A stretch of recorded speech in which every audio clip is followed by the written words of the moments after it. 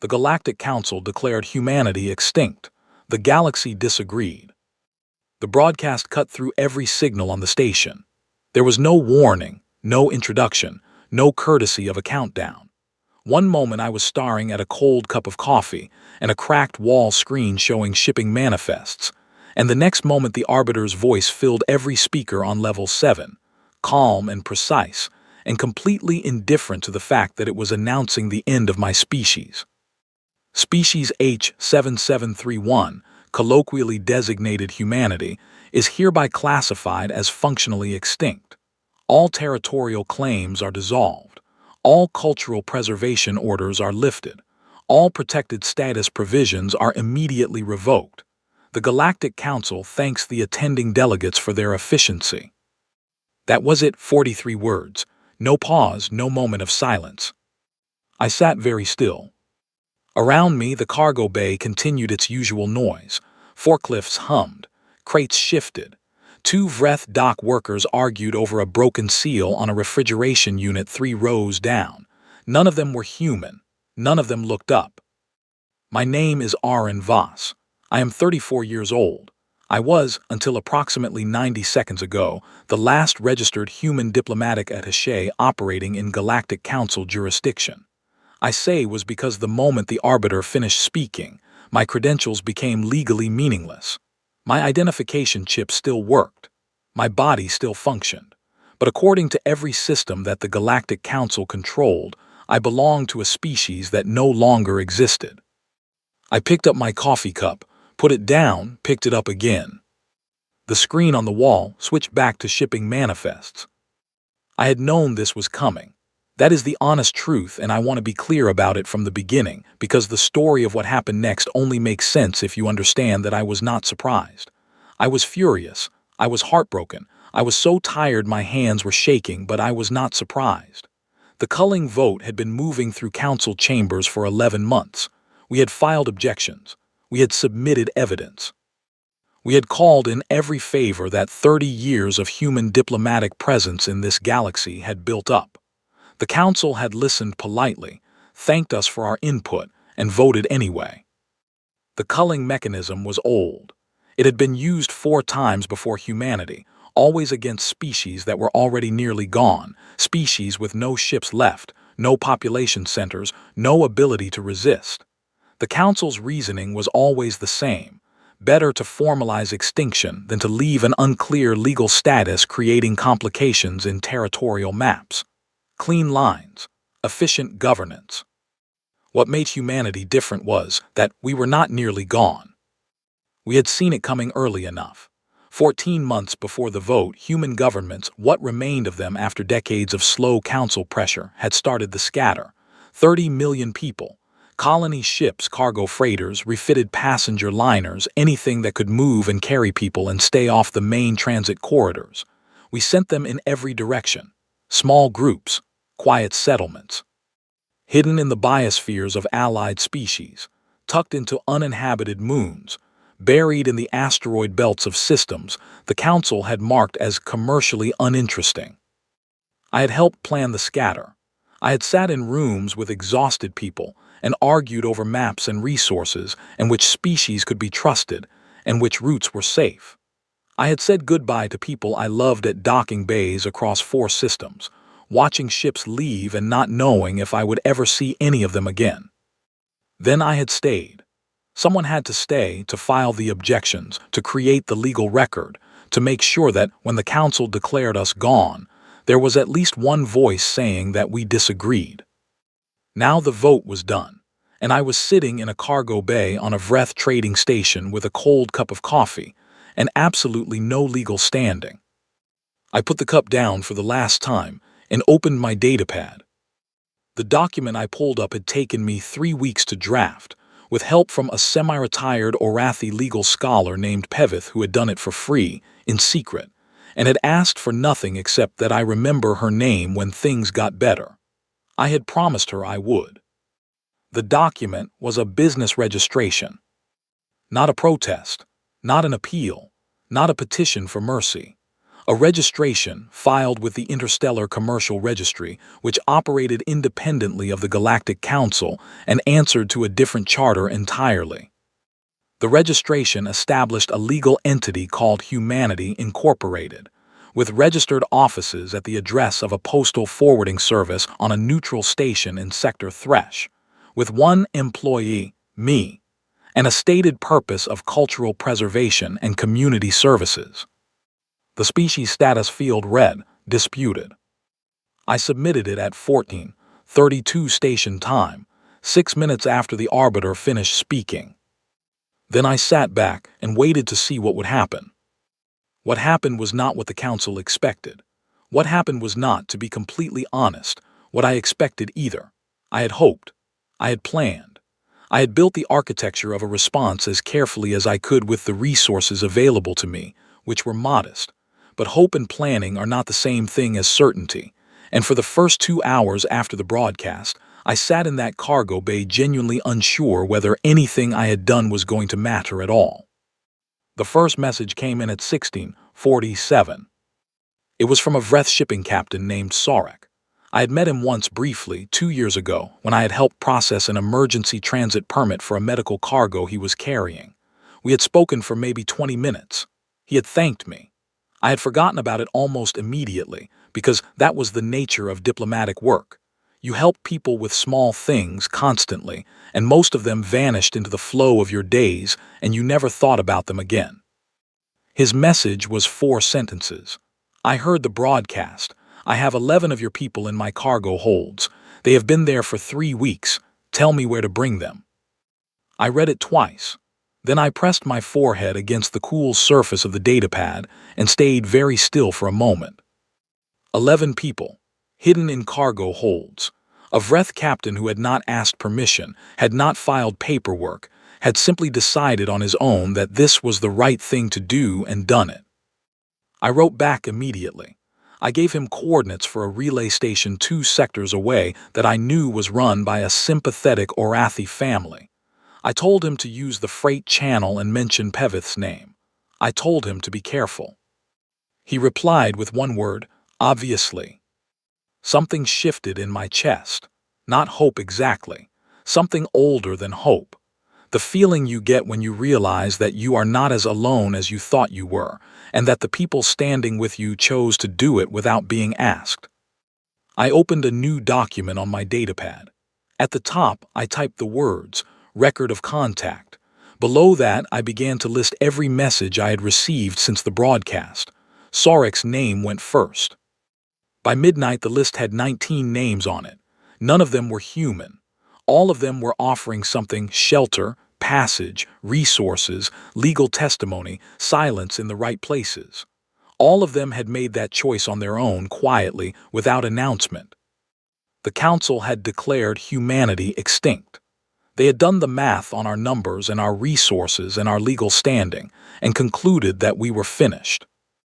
They had not done the math on 30 years of human beings showing up for people who needed them, in cargo bays and medical clinics and courtrooms and docking ports across the entire galaxy, small moment by small moment, until the galaxy knew us not as a political entity, but as neighbors. And neighbors, as it turned out, were harder to erase than the council had calculated. I closed the record of contact document and opened the registration filing again. The confirmation number stared back at me from the screen. Case number 7731D, status, pending review. I thought about Sarek's 11 passengers, somewhere in a cargo hold, not knowing yet that the next leg of their journey had just been arranged. I thought about Pevith, who had spent 3 weeks helping me build a legal argument and asked for nothing but to be remembered. I thought about 30 million people scattered across 100 systems, waiting. Then I picked up my coffee cup, found it was still cold, drank it anyway, and got back to work. The Vreth trading vessel called Unbroken Tide smelled like engine oil, dried fish, and something faintly chemical that I eventually traced to the cleaning solution Sarek used on the cargo bay floors. I never fully got used to the smell. After 6 weeks aboard, I had simply stopped noticing it most of the time, which is different from getting used to it. but which worked well enough. Sarek was a large man by Vreth standards, which made him enormous by human standards, 6 feet 4 inches of pale gray skin, wide shoulders, and the kind of permanently tired expression that came from 20 years of hauling freight across contested space. He had 3 adult children who worked on other ships. He called his wife every night using a signal relay so old it introduced a 3-second delay into every exchange, and he had never once in 6 weeks complained about it. He did not talk much. When he did talk, it was worth listening to. On the morning of day 41, he found me at the small table in the galley where I did most of my work, surrounded by data pads and half-eaten crackers, and he set a mug of something hot in front of me and sat down across the table without being invited. "The compliance fleet changed course," he said. I looked up. When? Hour ago. They were heading for the Orathi border cluster. Now they're going towards Sector 8. Sector 8 was where 3 of our hidden settlements were located. I set down the datapad I was holding. How far out? 11 days at their current speed. He wrapped both large hands around his own mug. I thought you should know. Thank you. I picked up the datapad again and started pulling up contact lists. I need to send warnings. I already sent them, Sarek said. 3 hours ago when I first noticed the course change. I used the encoded channel, the one with the folk song header like you showed me. I stopped moving and looked at him. He looked back at me, expression unchanged. Was that wrong? No, I said. That was exactly right, thank you. He nodded and drank his coffee. This was the rhythm of those weeks. Sarek did not ask for instructions. He watched, he learned, and then he acted, and almost always he got it right. I had started to think of him as something between a colleague and a force of nature, present, reliable, impossible to argue with, and fundamentally on my side in a way that he had never explained and I had never questioned. The 11 passengers he had been carrying when we first connected were long since safely placed. They were living in a small Orathi agricultural settlement, contributing labor and medical knowledge in exchange for shelter and false identification papers. The Orathi family that ran the settlement, a matriarch named Kallist and her extended network of daughters, sons, and cousins, had accepted them without ceremony, and with the brisk efficiency of people who had already decided this was the correct thing to do. Kallist herself had met me over a video link, examined me for approximately 4 seconds and said, "You look tired. Eat more protein. Now, what else do you need?" I had given her a list. She had provided everything on it within a week. She was not sentimental about it. That was the thing that struck me most about Kallist, and about many of the others who helped us in those weeks. They did not help us because they felt sorry for us. They did not treat us as unfortunate creatures in need of charity. They helped us because we had been useful neighbors, and because the Council's action offended their sense of how things should work, and because they had assessed the situation and decided that the correct response was to act. That distinction mattered enormously to me. Pity can be withdrawn. Convenience can be reconsidered. But the decision of a practical person who has looked at a situation clearly and concluded that action is warranted, that is a different kind of commitment. It does not waver when the first difficulty appears. At every port Unbroken Tide visited over the following weeks, something similar happened. Not always as smoothly, not always as generously, but something. A Drenic hive collective on the edge of their territorial space had heard about the culling through channels I still do not fully understand. The Drenic share information across their collective in ways that no individual Drenic can clearly explain, and they had reached a consensus decision, without any contact from me, to shelter a group of 212 humans inside one of their biosphere settlements. When I finally made contact with their designated speaker, he told me the decision had been unanimous. "We understood the situation correctly," he said, in the flat, careful way that Drenic speakers always talked when translating for the whole. "Humans are being removed from legal recognition because the Council finds them inconvenient." "That is one way to put it," I said. "Then we disagree with the Council," the speaker said. The humans staying here have 3 doctors, 2 engineers, and a person who teaches children. These are not inconvenient things. These are useful things. We will keep them." I did not know what to say to that. I thanked him. He said that thanks were not necessary and that if I had any more humans in need of placement, I should contact them again. I added the Drenic hive to my list. The list had grown to 63 names by then. Species, individuals, organizations, all of them providing something, all of them doing it quietly, all of them at some level of risk. The Council had not yet begun actively pursuing species that were found to be harboring human refugees, but the legal framework for doing so existed, and everyone on my list knew it. None of them had withdrawn. On a station called Veth Minor, I met a young Orathi shipping clerk named Dariz who had been forging identification chips for human refugees on his own initiative, using equipment he had borrowed from the station's maintenance department. He had been doing it for 6 weeks before I arrived. He had helped 41 people get new papers. When I found out what he was doing, I sat with him in a small service room behind the station's loading dock, and I asked him why. He thought about it carefully. "There was a human family," he said, "on this station 3 years ago. Their ship had an engine failure and they were stranded for 8 weeks waiting for parts. During those 8 weeks, the human woman, the mother, helped my sister's daughter, who was sick, find the correct medicine and the correct dosage and the correct procedure for taking it. My sister did not speak much of the common language. The human woman did not speak Orathi. They managed anyway." He paused. "When I heard the broadcast, I thought, they would do it for us, so I will do it for them." The logic was so straightforward that it was almost startling. It was not a grand ethical calculation. It was not a statement about galactic justice. It was the reasoning of a person who had seen human decency up close, once, in a small and practical way, and who had simply decided that this was how people were supposed to treat each other. I did not tell him to stop forging the identification chips. I told him to be careful and gave him a safer method and a more secure supply chain for the materials he needed. At a port called Threthai Station, I met a Keth soldier named Garen who was traveling on medical leave and had stopped to resupply.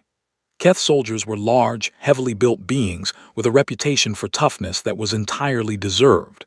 They were a warrior culture, proud and formal, and not known for expressing their feelings about anything.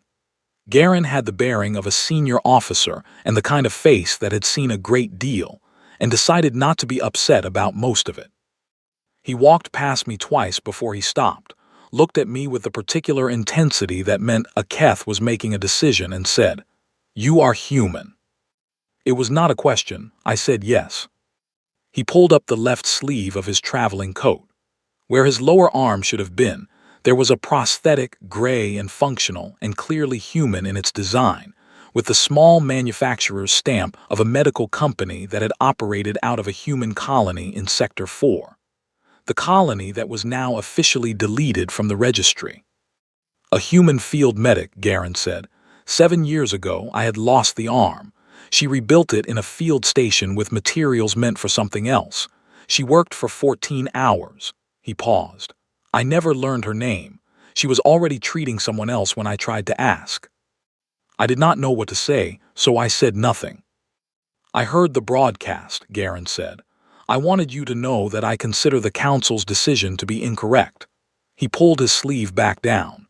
"If there is anything a private citizen of the Keth sovereignty can do, you should tell me." I gave him a name and a contact method. He nodded, precise and formal, and walked away.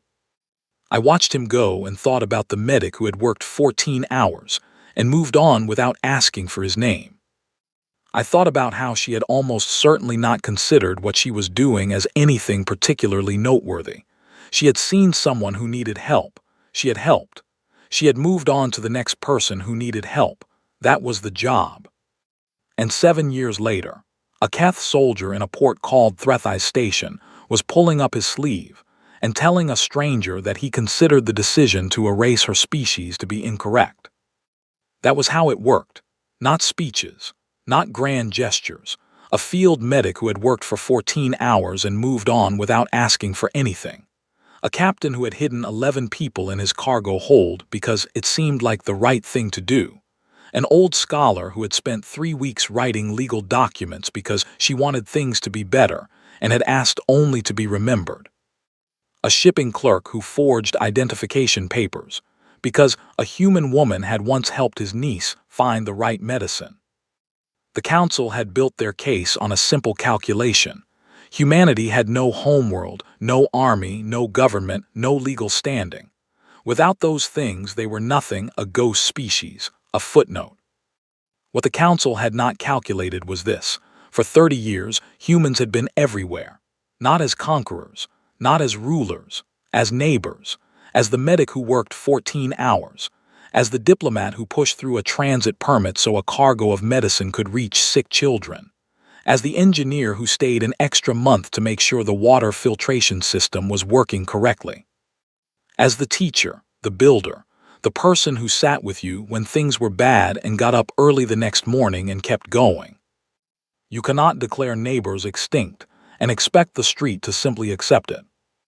On day 47, I received a signal on the encoded folk song channel. It was not a response to anything I had sent.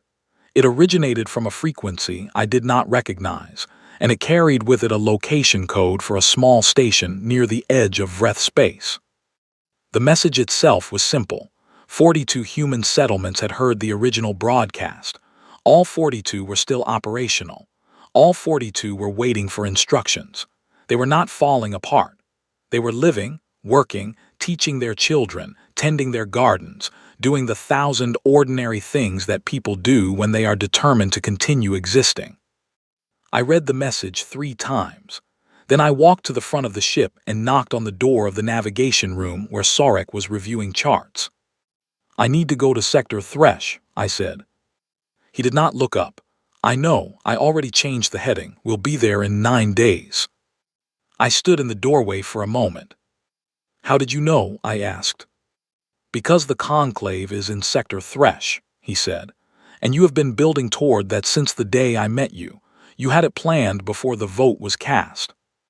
He was right, I had. The conclave was the only venue where a challenge to the culling could be formally heard. It was slow and procedural and ran entirely on precedent, and those things that made it frustrating in normal times made it the only real option available.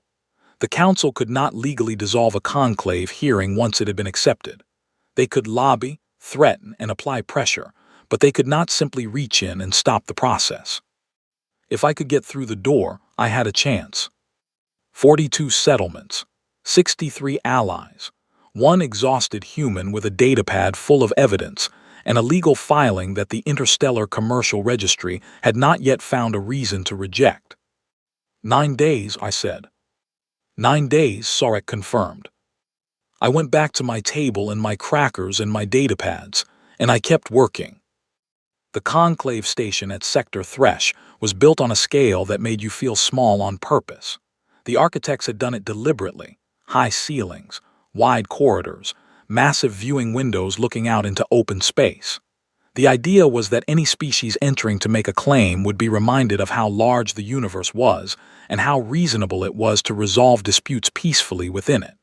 In practice, what it mostly made you feel was that you needed a thicker coat. I had been inside for 6 hours before my hearing date was officially confirmed, and in those 6 hours I had drunk 4 cups of bad coffee, filed 11 supporting documents, corrected 3 administrative errors that would have delayed proceedings by 2 weeks, and argued politely but firmly with a registration clerk who seemed personally offended that a human had arrived to make a formal challenge. "The species classification you are contesting," the clerk said for the 3rd time, "requires documentation of active population." "I have that documentation," I said. "It is in File 7 of the supporting materials I submitted this morning. Population census data from 42 independent settlements, verified by the relay coordinators of each settlement, with affidavits attached. The affidavits are from non-human parties." "Yes, because the human parties are in hiding to avoid a compliance fleet that is currently operating under authority of the very declaration I am contesting.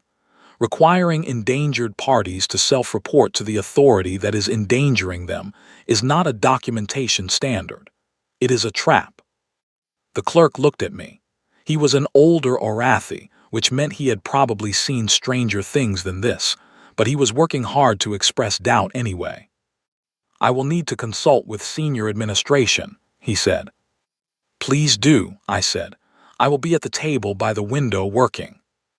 I went and sat at the table by the window and worked.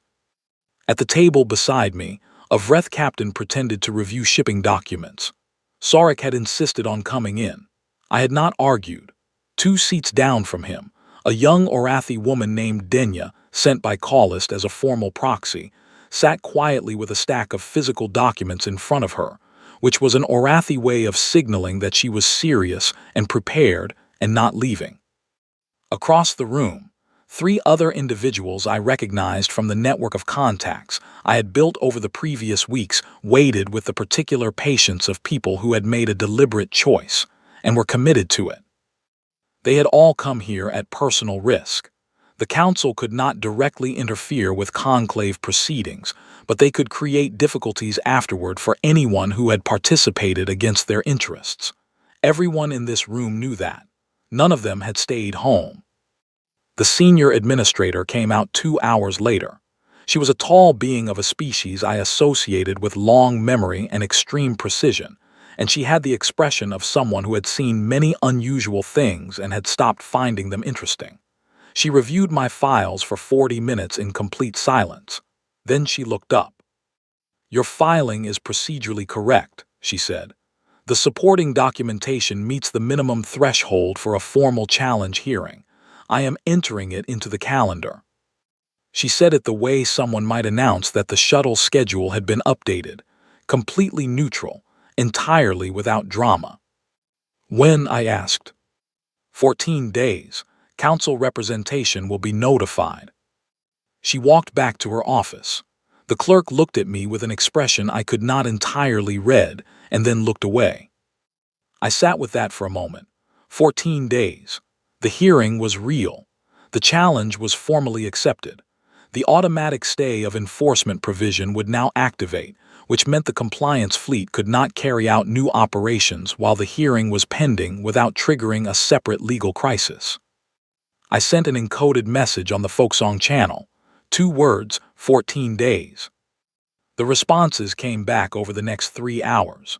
Brief, careful, full of the restrained feeling of people who were trying not to get too hopeful too quickly. 42 settlements, sending back the same 2 words in acknowledgement. The hearing itself was held in a chamber that seated 300 and was about 2/3 full when I walked in. I had expected fewer. The council's advocate was a Velith named Suron, smooth and precise, with the manner of someone who had won many hearings and knew it. He looked at me once as I took my seat, assessed me completely in about 2 seconds, and then looked away with the slight relaxation of someone who had decided this was not going to be difficult. I had noticed that particular look many times in my career. It was never accurate, but it was useful. It meant people underestimated me, and that was always an advantage. Sarek was in the gallery. Denya was in the gallery. The Orathi matriarch Callist appeared on a live video link from her settlement, having apparently decided that attending remotely was not sufficient and that she would sit visibly connected for the entire duration. A Drenic collective speaker occupied a seat in the back, surrounded by 3 assistants who were all parts of the same hive mind, which I suspected the conclave seating rules did not entirely accommodate, but which nobody had raised an objection to. The Keth soldier Garen sat in the second row of the gallery in civilian clothes, with his left sleeve buttoned down to the wrist. He had no official role. He had simply come, because coming was what he could do, and he was the sort of person who did what he could. The hearing opened. The presiding magistrate, a quiet, very old being whom I associated with long memory and extreme precision, read the parameters of the challenge. I stood and began. "The culling mechanism," I said, "requires confirmation of 3 conditions before it can be lawfully applied. First, Functional absence of population, meaning no viable breeding community in existence anywhere in recognized space. Second, absence of cultural continuity, meaning no active transmission of the species' language, tradition, or knowledge. Third, absence of external recognition, meaning no other species formally acknowledges the contested species as existent. I paused to let that settle. I am going to demonstrate, with documentation this panel has already received, that none of these three conditions are met. There are 30 million humans alive and functioning in organized communities. The human language is actively spoken. Human medicine is actively practiced. Human traditions are actively maintained. And I have brought testimony, sworn, formal, legally binding testimony, from representatives of 14 species who formally recognize humanity's continued existence. The conclave chamber was quiet. Suron, the council's advocate, did not move, but I saw the slight adjustment in his posture that meant he was recalculating. I will take these in order, I said, and opened my first file. The next 4 hours were the most demanding of my career. Suron was skilled and experienced, and he pushed back on everything: the methodology of the census, the chain of verification for the affidavits, the legal standing of each witness. He was trying to find a crack, any crack, in the documentation. I had spent 11 months anticipating every crack he might look for and filling it in advance, and for 4 hours we went back and forth across every page of evidence I had built.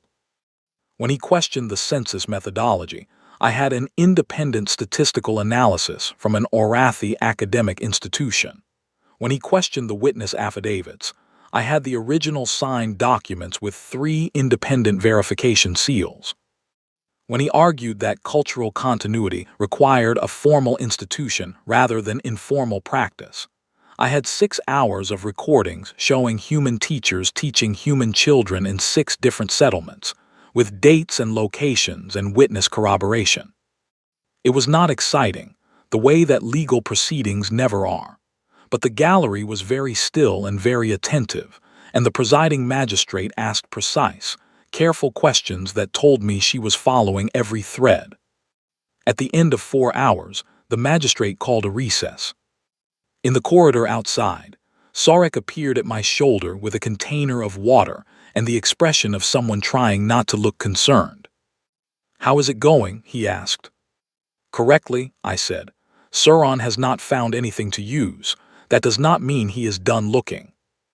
"What does he have left?" I drank the water. "He is going to try the character argument. He will show the panel evidence of human history, conflicts, failures, the things that were used to justify the culling in the first place. He will try to reframe the question from whether we exist to whether we deserve to." Sarek was quiet for a moment. "And what will you say?" "I have not decided yet," I said honestly, "but I have an idea." The second session opened with exactly what I had predicted. Suron submitted a structured presentation of historical human events, periods of conflict and difficult governance. He did it with great care, with precision, with no evident hostility, just the presentation of evidence, just the building of a case. The argument was elegant. Humanity's history demonstrated a pattern of behavior that posed ongoing risks to galactic stability. The culling had been applied not merely because of numbers, but because of pattern. This was, Suron said, a preventive measure for the benefit of all. He finished and looked at me. I stood up. "I have one question," I said. "For anyone in this chamber who would like to answer. I would like any species represented in this room today, the council, the witnesses, the observers, to identify themselves if their complete historical record contains no period of armed conflict of any kind." The chamber was silent. "I will wait," I said. The silence continued. "I'm not making light of human history," I said after a long moment. "Human history contains periods and events that should not have happened. We know this. We have spent generations documenting and acknowledging exactly that, because one of the consistent things about humanity is that we argue with ourselves constantly, loudly, and in public about what we have done and what we should do differently. That is not something we are trying to hide. It is simply true about us." I paused. "What is also true about us is this. There is a Keth soldier sitting in this gallery who has a prosthetic arm built by a human medic who worked for 14 hours in a field station and never asked for his name. There is an Orathi settlement currently housing 11 humans who had nowhere else to go, because the family that runs it decided that was the right thing to do. There is a Drenic Hive collective that is sheltering 212 people, not because they were asked, but because they looked at the situation and concluded that the humans staying with them were useful and good and worth protecting. The chamber was very still. The council argues that our history makes us unworthy of continued existence. I argue that what a species is worth cannot be calculated from its most difficult moments. It must be calculated from what it does, and what it leaves behind, and what the people around it choose to do for it when it needs help. By that measure, and I would suggest it is the only honest measure, we are still here, we are still present, and we still matter to the galaxy in ways that do not require a declaration to confirm. I sat down. The magistrate looked at me for a long moment, then she looked at the gallery, then she called a 2-day recess for deliberation. Outside the chamber, in the wide corridor with the enormous windows, Garen found me before Sarek did. He stood in front of me with the formal precision of a Keth officer and said nothing for a moment. "That was well done," he said finally. "Thank you," I said. He nodded once and walked away.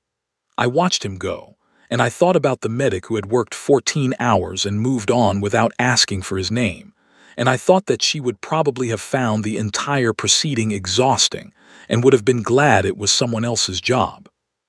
Then the council's legal team filed a motion to dissolve the conclave jurisdiction entirely, and everything changed. The motion landed in the conclave's administrative system at 23:14 on the first night of deliberation, time to arrive when most of the administrative staff would be off duty and response would be slow. It was a precise, carefully constructed filing, and the argument it made was clear. The challenge I had submitted fell outside the conclave's jurisdictional scope because humanity, having been formally classified as non-existent, lacked the legal standing to file a challenge in the first place. You could not contest an extinction order if you were legally extinct. The conclave's acceptance of the filing had therefore been an administrative error. The filing requested an immediate suspension of deliberation pending jurisdictional review, which under conclave rules would trigger a secondary panel process that could take months. I read it at 06:30 the next morning, in the same galley on unbroken tide where I had spent most of the previous 6 weeks, and I sat with it for a long time. It was not a bad argument. In fact, it was a very good argument because it targeted exactly the thing that had always been the weakness in my position, the circular problem of standing. The council had taken my legal existence away. Now they were using the absence of that existence to close the door I had opened. The logic was airtight in the same way that a locked room is airtight. Nothing gets out. Sarek appeared, set coffee in front of me, and read the filing over my shoulder in silence. "They are afraid," he said. "No," I said, "they are efficient. This is what efficient power looks like when it decides to close a gap." "What is the difference?" I thought about it. Afraid people make mistakes. Efficient people doing this kind of thing do not make mistakes. They do not need to. They have enough weight to simply press down until the problem goes away. Sarek sat down across from me. "What do you do with a problem that is pressing down on you?" "You find something to press back with," I said. The motion had been timed specifically. I understood that. The council's legal team were professionals, and professionals do not file important documents at 23:14 by accident. They had calculated that a filing at that hour would catch the conclave staff at reduced capacity, that it would take 12 to 18 hours for anyone in authority to review it properly, and that in those 12 to 18 hours, they could generate secondary filings that would begin to build the record in their favor before anyone had fully woken up to what was happening. I had been awake since 05:00. I had spent that hour reviewing every conclave procedural rule I had memorized over the previous year, looking for the specific clause that I needed. I found it in Section 12 of the conclave's jurisdictional charter. A secondary review panel could be petitioned to rule on the validity of a jurisdictional challenge before any suspension of the primary proceedings took effect, provided the petition was filed within 8 hours of the original motion and was accompanied by documentation demonstrating active harm to the petitioning party resulting from the suspension. The filing deadline was 07/14. I had 44 minutes. I wrote the counterpetition in 38 minutes. It was not my best legal writing. I had produced cleaner arguments with more time, but it did not need to be elegant. It needed to be correct and filed on time, and it needed to include a single key document that made the harm argument unambiguous. The document I attached was a movement report from the compliance fleet, obtained through a monitoring feed that one of my network contacts had been quietly maintaining for 3 months. The report showed the fleet's current heading, its estimated arrival at Sector 8, and a notation that the fleet's orders were contingent on the primary conclave hearing not producing a stay. The moment a suspension was in effect and the stay lifted, the fleet would resume operations. Active harm was not a theoretical concern. It was 11 days away and moving at fleet speed toward 3 hidden settlements containing approximately 14,000 people. I filed the counterpetition at 07/11. The conclave administrator on duty, a different one from the previous day, younger, with the careful attention of someone who had not yet learned to be bored by unusual situations, reviewed it within the hour. She cross-referenced the fleet movement report against the conclave's jurisdictional charter, made 3 calls to senior staff, and issued a holding order at 09/43. All proceedings, including the council's jurisdictional motion, were frozen pending a review of both filings simultaneously by a 3-magistrate emergency panel. An emergency panel, not the standard secondary review. An emergency panel meant the review would take days, not weeks, and it meant that the conclave administration had read the fleet movement report and decided that the situation was urgent enough to warrant faster handling. I sent Sarek a message from my datapad. Emergency panel convened. He replied with a single word that I chose to interpret as approval. The jurisdictional motion would be reviewed by a secondary panel, 3 magistrates who were not involved in the original hearing. The review would normally take 4 to 6 weeks. What I needed was to make the next days so complicated, so visible, so full of ongoing activity, that the council would find the cost of continuing to press higher than the cost of allowing the original hearing to complete. I spent the rest of that morning making contact with every ally I had, not to ask for anything dramatic, to ask each of them to do one specific, legal, public thing.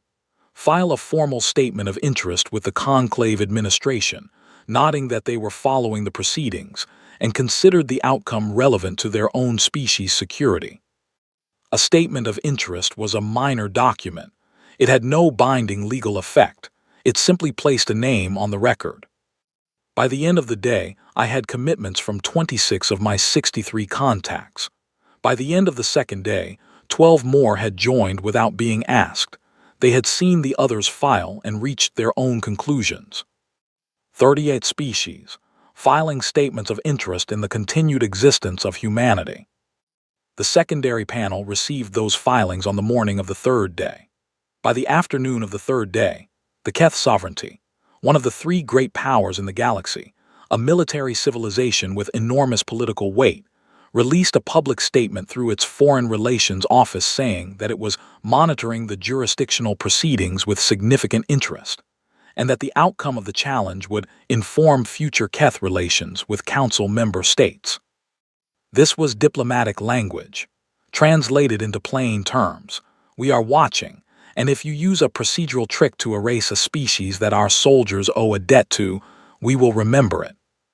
The Council's motion to dissolve was withdrawn at 09:00 the following morning. No explanation was given. No statement was released. The motion simply disappeared from the filing system, as if it had never been there. The original deliberation resumed. I heard about it in the galley from Sorek, who had been monitoring the conclave's administrative updates through a feed that he had set up for exactly this purpose. He read me the status update. Deliberation resumed. Secondary panel process suspended. Original timeline restored, in the same flat tone he used for everything, and then he poured himself a second cup of coffee. "We still have to wait for the ruling," I said. "Yes," he said. "And the ruling might not go our way. The jurisdictional argument failed, but that does not mean the merits argument succeeds." "Yes," he said. "So we are not done." "No," he agreed, "but you knew that, you have always known that." He was right. I had built everything on the assumption that we would have to fight for every inch, that nothing would simply be given, that the council would use every tool available to them.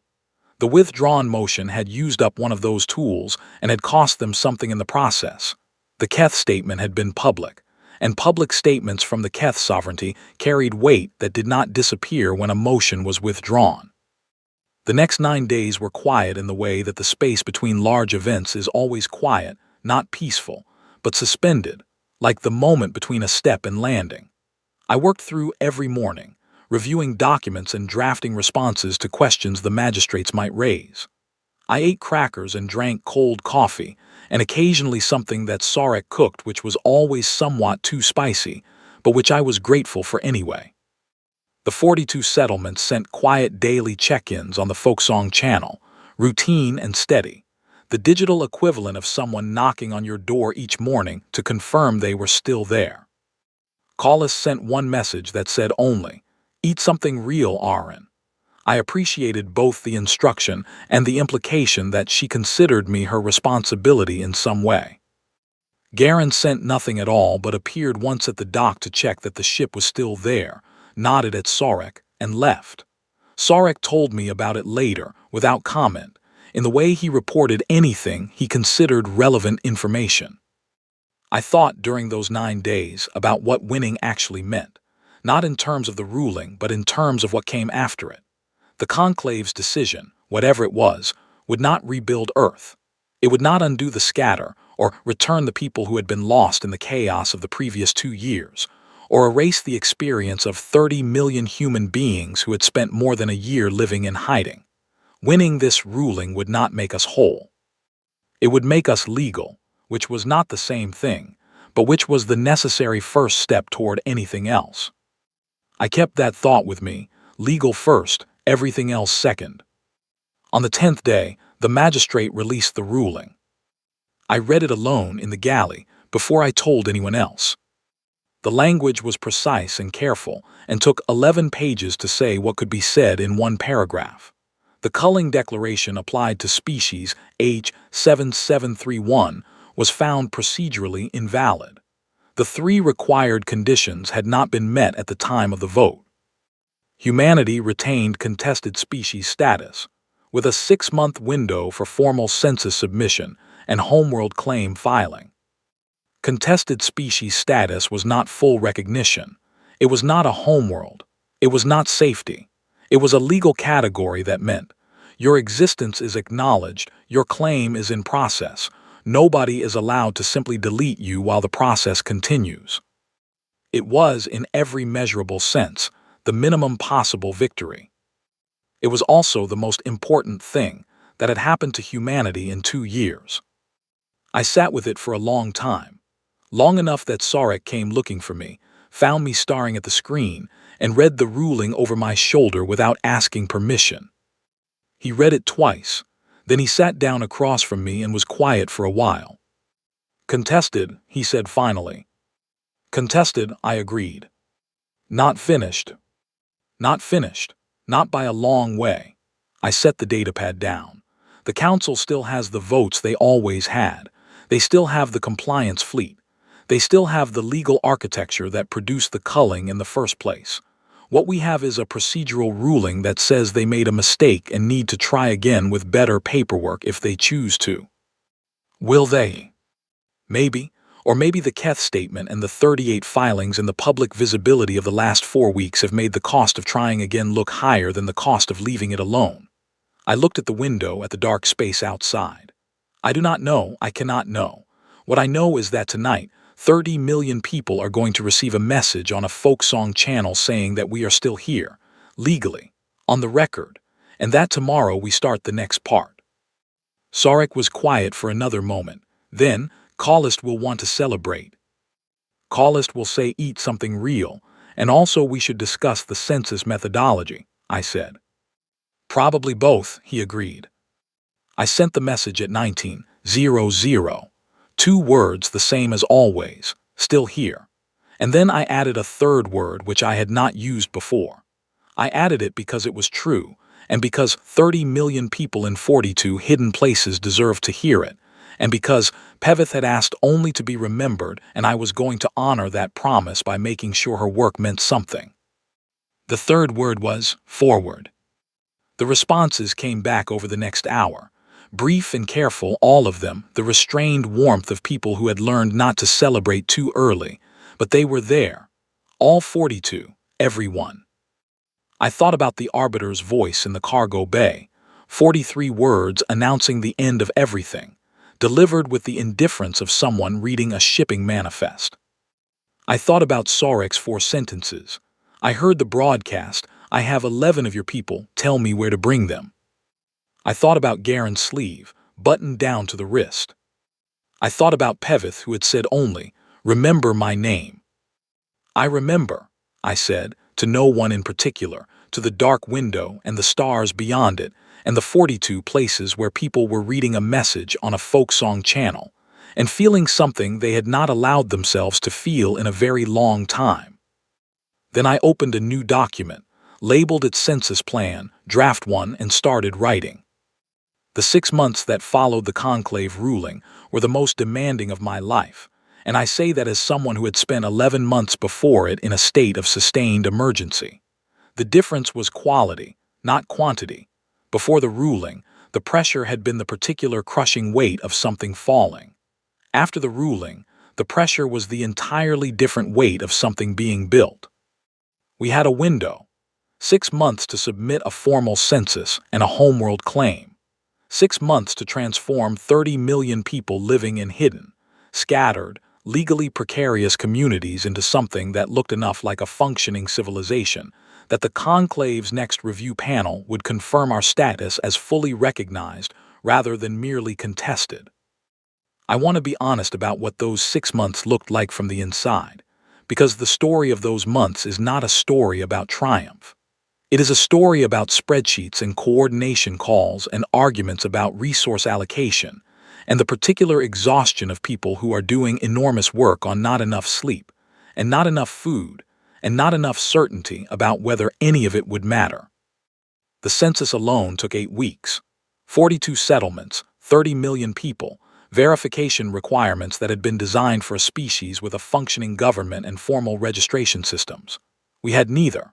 What we had was a network of relay coordinators, each one responsible for their settlement's count, each one working with whatever recording materials they had on hand, submitting data through an encoded channel that I was constantly concerned would be detected and shut down. Alina Marsh ran the census coordination.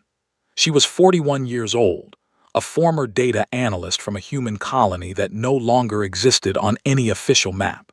And she had the particular gift of being able to hold an enormous number of moving pieces in her mind, simultaneously, without losing track of any of them. I had found her through a relay contact 6 weeks after the ruling, and within 3 days of our first conversation, it was clear that she was better at the coordination work than I was. I told her so. She said that was not the point, and that I should focus on the legal filings while she handled the numbers. She was right. I focused on the legal filings. Oliver Crane handled communications. He was 28, had grown up on a ship, spoke 4 languages fluently and 2 more adequately, and had the ability to say complicated things very simply that I envied more than I admitted. He managed the folk song channel and 12 other encoded communication streams simultaneously, and he slept about 5 hours a night and claimed that was enough, which I did not believe but could not argue with because he was always awake when I needed him. Nadia Fowler ran medical coordination across the settlements. She had been a physician before the scatter, and she had spent the 14 months since the culling building a network of medical sharing, supplies, knowledge, practitioners moving between settlements where they were needed. She had no formal role in the legal process. She had simply made herself indispensable to it by keeping people alive and functional enough to participate in it. These 3 people and dozens like them are the ones who actually built what we needed to build. I want to be clear about that. My name was on the filings. My voice had been heard in the conclave chamber, but the thing we were building was not mine. It belonged to the people who built it, quietly and without recognition, in the hidden corners of 42 places the council preferred to pretend did not exist. There were difficult weeks. Week 3 of the census was the worst, when 3 of the smaller settlements in Sector 11 went silent for 6 days due to a communication equipment failure. 6 days during which none of us knew whether those settlements were still there or whether the compliance fleet had found them. Alina kept working through those 6 days methodically, without allowing herself to express what any of us were feeling. On the 7th day, the settlements came back online with a backlog of data and an apologetic note from the relay coordinator explaining that a power surge had taken out 2 transmitters. The coordinator's name was Lou Brennan, and he sent along a hand-drawn diagram of exactly what had gone wrong and what he had done to fix it, because he apparently felt that accountability required a full explanation. I kept that diagram. I am not entirely sure why. On day 60 of the census, Alina sent me a preliminary total: 31,240,812 people, spread across 42 settlements in 14 sectors of the galaxy. More than we had estimated when the scatter began. More than the council had calculated when they decided we were small enough to erase. Alina had attached a note that said only, "We are bigger than they thought." The homeworld question was harder than the census. A formal homeworld claim required the identification of a planet, the demonstration of existing settlement or the filing of a settlement intent, and the legal registration of that planet as the claimed territory of the species in question. We did not have Earth. Earth's registration had been dissolved the moment the culling order passed, and its current status in the Council's territorial system was listed as unclaimed, which in practice meant it was being evaluated for resource extraction by 3 different Council member states. Reclaiming Earth was not an option, not yet. And perhaps not ever. That was a challenge for a different chapter, one that required far more political weight than we currently had. What we had was a small moon in Sector 8, formerly uninhabited according to Council records, geologically stable, with a breathable atmosphere and a reliable water supply. It had been identified during the scatter as a potential fallback location. A settlement of about 4,000 people had quietly established itself there over the preceding year, building with materials they had brought with them and learning to work with what the moon provided. The settlement was called Margin. The name had been chosen, someone told me, because they were living on the margins of everything, of the law, of the map, of what the galaxy considered to exist.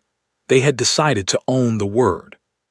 Filing the homeworld claim for Margin was the most complex single document I had ever prepared.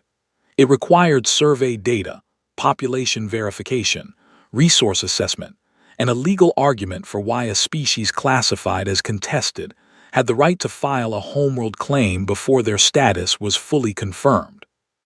That last part required 30 pages of precedent research and 4 pages of original argument that Pevith helped me write over a series of late-night calls in which she frequently told me I was using too many words and should say things more simply. She was almost always right. I spoke with Pevith more during those 6 months than I had in any previous period. She had officially retired from legal work years before the culling, and she made no secret of the fact that she found retirement deeply boring. Working on what she called the most interesting case in 300 years of conclave history had apparently reinvigorated her considerably. She worked 12 hours a day and always had her research complete before I asked for it. You should sleep more, she told me, during one late call when I had been awake for 19 hours. So should you, I said.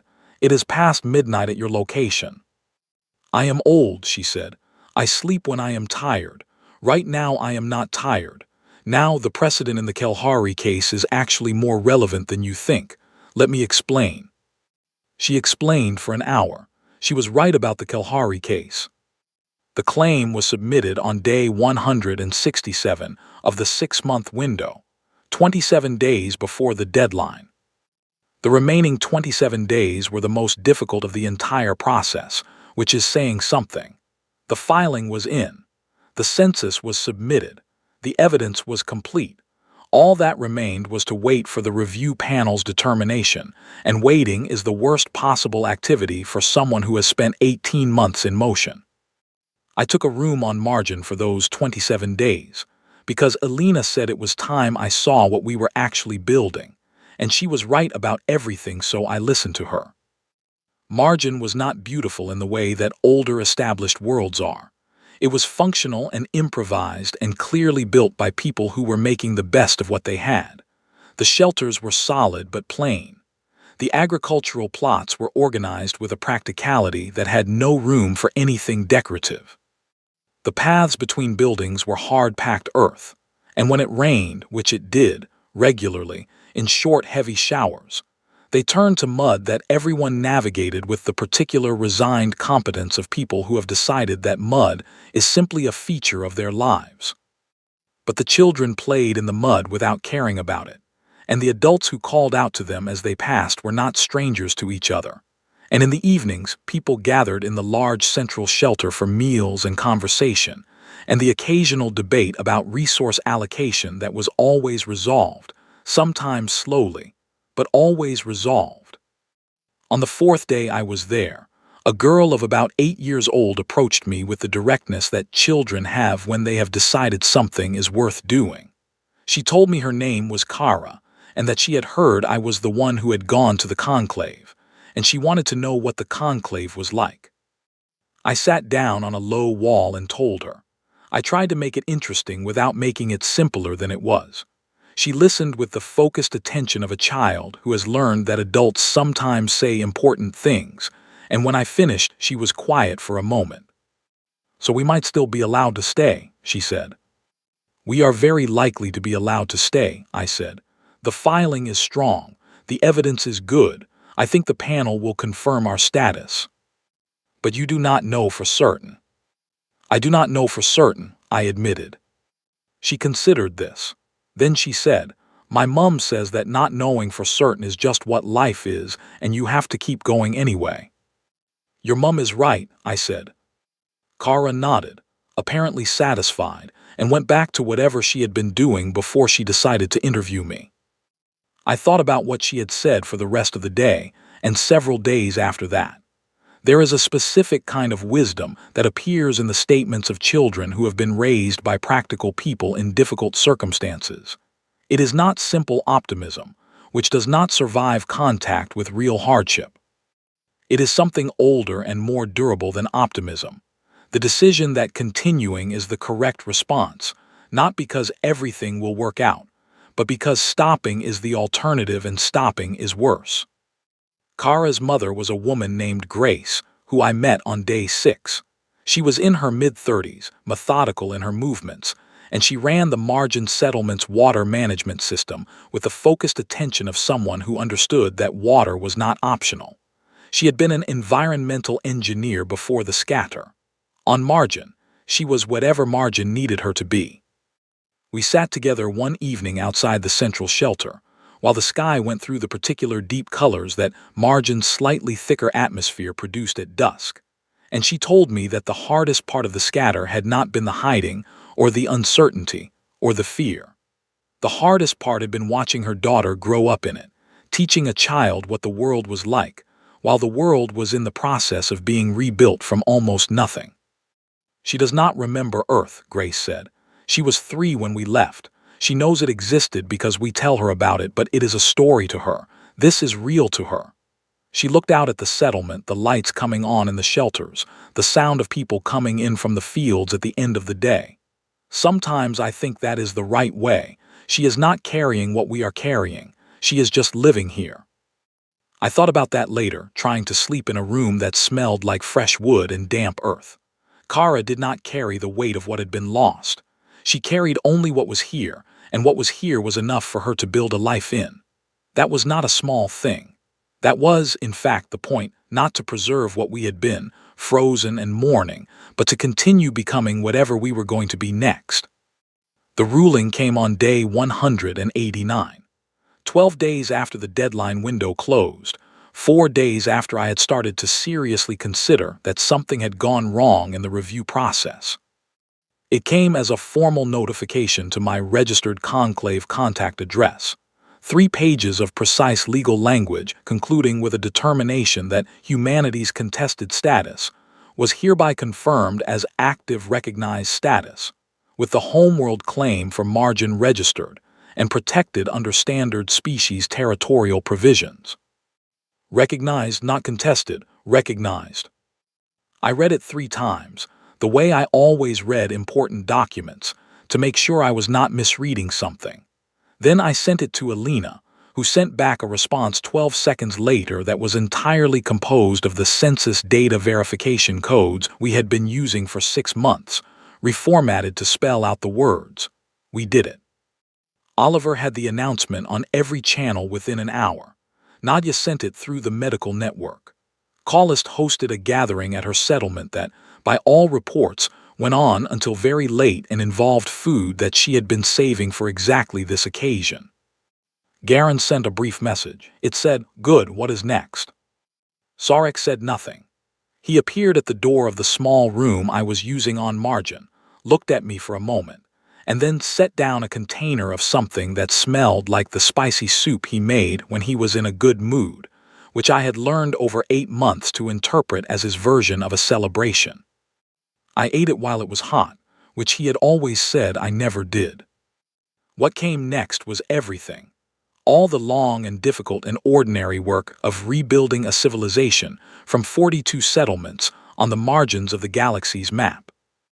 The homeworld claim filed, but still being contested by the 3 council states that had been evaluating the same moon for resource extraction.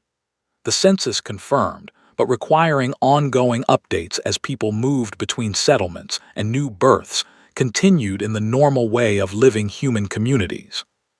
Legal status recognized but not guaranteed. The council still had votes, still had weight, still had the long memory of an ancient and powerful institution that did not like being publicly corrected. And we had Kara, who had been told that not knowing for certain is just what life is, and who had apparently decided that this was fine.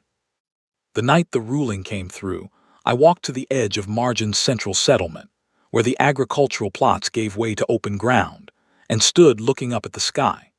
Margin's atmosphere was slightly thinner than Earth's, and the stars were very clear, more of them visible than I had grown up seeing, and somewhere in that direction was the conclave station where a magistrate had read 3 pages of legal language and put our existence back on the official record. I thought about Garen's question, what is next? What was next was the council's challenge to the margin claim, which Oliver had already flagged as likely within 2 weeks. What was next was the second census cycle, which Alina had already begun planning. What was next was the conversation I needed to have with the Keth sovereignty about formalizing the relationship that had been informal since the beginning. Garen had suggested it, and Garen was usually right about practical matters. What was next was the network of species who had filed statements of interest and who were now, in various ways and at various levels of commitment, looking to see what humanity's recognized existence would mean for them.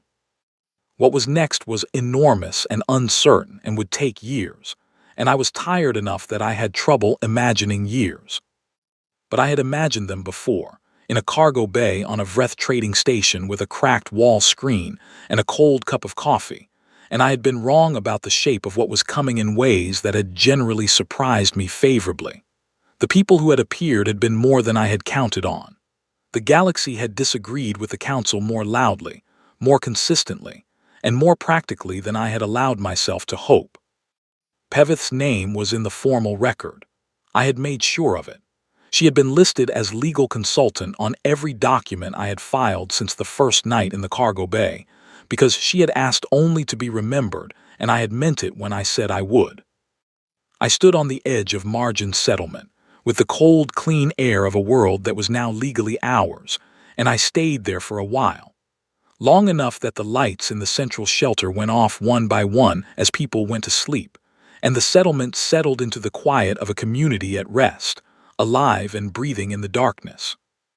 I thought about 43 words spoken by an arbiter who had moved on to the next item on the agenda before the echo finished. Then I thought about 4 sentences from a captain who had hidden 11 people in a cargo hold.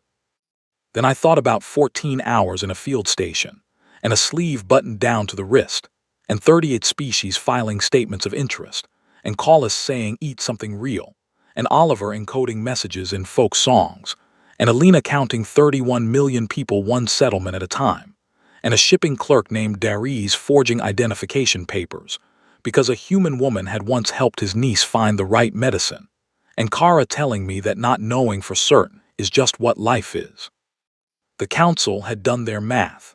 They had looked at our numbers and our resources and our legal standing and concluded that we did not have enough of any of them to survive what they were doing to us. They had been right about the numbers. They had been right about the resources. They had been right about the legal standing. What they had calculated wrong was the galaxy. Not the galaxy as a political structure. The council owned that, and they knew it, and they were correct. The galaxy as a collection of individuals who had, over 30 years of ordinary human presence, formed the particular kind of opinion about us that you form about people you actually know. The Sarek kind of opinion. The Callist kind.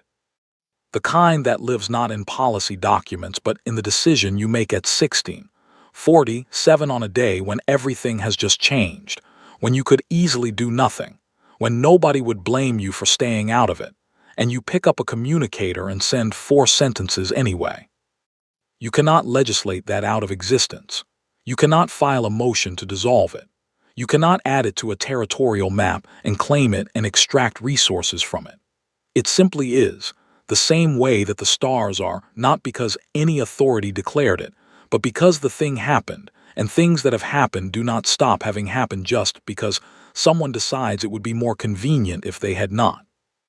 The Galactic Council declared humanity extinct. They had the votes. They had the legal architecture. They had the weight of an ancient and powerful institution behind the decision, and they had acted on it with the efficient certainty of people who are accustomed to being right. The galaxy disagreed. Not loudly, not all at once, not with speeches or declarations or the dramatic gestures of a story that knows it is being told. Quietly, 4 sentences at a time. A cargo hold full of people who needed somewhere to go.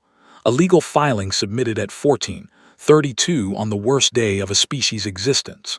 A prosthetic arm, buttoned down to the wrist, in the second row of a gallery in Sector Thresh. A child named Kara telling a tired adult that you have to keep going anyway and being completely correct about it. We are still here. That is the whole of it, and the beginning of everything else.